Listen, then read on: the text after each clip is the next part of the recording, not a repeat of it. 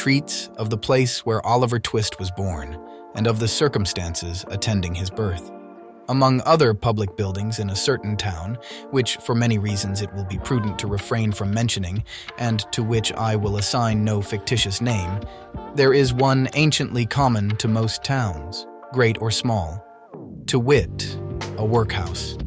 And in this workhouse was born, on a day and date which I need not trouble myself to repeat, inasmuch as it can be of no possible consequence to the reader, in this stage of the business at all events, the item of mortality whose name is prefixed to the head of this chapter. For a long time after it was ushered into this world of sorrow and trouble by the parish surgeon, it remained a matter of considerable doubt whether the child would survive to bear any name at all, in which case it is somewhat more than probable that these memoirs would never have appeared, or if they had, that being comprised within a couple of pages, they would have possessed the inestimable merit of being the most concise and faithful specimen of biography extant in the literature of any age or country.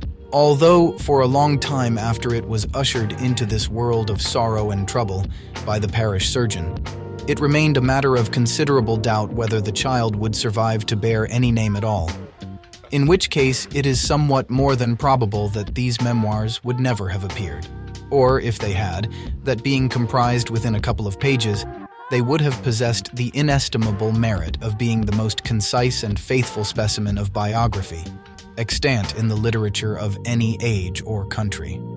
I am not disposed to maintain that the being born in a workhouse is in itself the most fortunate and enviable circumstance that can possibly befall a human being. I do mean to say that in this particular instance, it was the best thing for Oliver Twist that could by possibility have occurred. The fact is that there was considerable difficulty in inducing Oliver to take upon himself the office of respiration, a troublesome practice, but one which custom has rendered necessary to our easy existence. And for some time he lay gasping on a little flock mattress, rather unequally poised between this world and the next, the balance being decidedly in favor of the latter. Now, if during this brief period Oliver had been surrounded by careful grandmothers, anxious aunts, experienced nurses, and doctors of profound wisdom, he would most inevitably and indubitably have been killed in no time. There being nobody by, however, but a pauper old woman who was rendered rather misty by an unwanted allowance of beer, and a parish surgeon who did such matters by contract, Oliver and nature fought out the point between them. The result was that, after a few struggles, Oliver breathed, sneezed, and proceeded to advertise to the inmates of the workhouse the fact of a new burden having been imposed upon the parish, by setting up as loud a cry as could reasonably have been expected from a male infant who had not been possessed of that very useful appendage. A voice for a much longer space of time than 3 minutes and a quarter. As Oliver gave this first proof of the free and proper action of his lungs, the patchwork coverlet, which was carelessly flung over the iron bedstead, rustled. The pale face of a young woman was raised feebly from the pillow, and a faint voice imperfectly articulated the words, "Let me see the child and die." The surgeon had been sitting with his face turned towards the fire, giving the palms of his hands a warm and a rub alternately. As the young woman spoke, he rose, and advancing to the bed's head, said with more kindness than might have been expected of him, "Oh, you must not talk about dying yet." "Lor bless her dear heart, no," interposed the nurse, hastily depositing in her pocket a green glass bottle, the contents of which she had been tasting in a corner with evident satisfaction. "Lor bless her dear heart, when she has lived as long as I have, sir, and had 13 children of her own, and all on 'em dead except 2, and them in the workus with me, she'll know better than to take on in that way, bless her dear heart. Think what it is to be a mother, there's a dear young lamb do."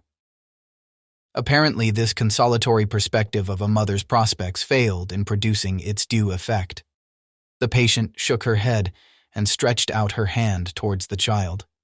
The surgeon deposited it in her arms. She imprinted her cold white lips passionately on its forehead, passed her hands over her face, gazed wildly round, shuddered, fell back, and died. They chafed her breast, hands, and temples, but the blood had stopped forever. They talked of hope and comfort. They had been strangers too long. "It's all over, Mrs. Thingummy," said the surgeon at last. "Ah, poor dear, so it is," said the nurse, picking up the cork of the green bottle, which had fallen out on the pillow as she stooped to take up the child. "Poor dear." "You needn't mind sending up to me if the child cries, nurse," said the surgeon, putting on his gloves with great deliberation. "It's very likely it will be troublesome. Give it a little gruel if it is." He put on his hat and, pausing by the bedside on his way to the door, added, "She was a good-looking girl, too. Where did she come from?" "She was brought here last night," replied the old woman, "by the overseer's order. She was found lying in the street. She had walked some distance, for her shoes were worn to pieces, but where she came from or where she was going to, nobody knows." The surgeon leaned over the body and raised the left hand. "The old story," he said, shaking his head. "No wedding ring, I see. Good night." The medical gentleman walked away to dinner, and the nurse, having once more applied herself to the green bottle, sat down on a low chair before the fire and proceeded to dress the infant. What an excellent example of the power of dress young Oliver Twist was. Wrapped in the blanket which had hitherto formed his only covering, he might have been the child of a nobleman or a beggar. It would have been hard for the haughtiest stranger to have assigned him his proper station in society. But now that he was enveloped in the old calico robes which had grown yellow in the same service, he was badged and ticketed and fell into his place at once, a parish child, the orphan of a workhouse, the humble, half-starved drudge, to be cuffed and buffeted through the world, despised by all and pitied by none. Oliver cried lustily. If he could have known that he was an orphan, left to the tender mercies of church wardens and overseers, perhaps he would have cried the louder.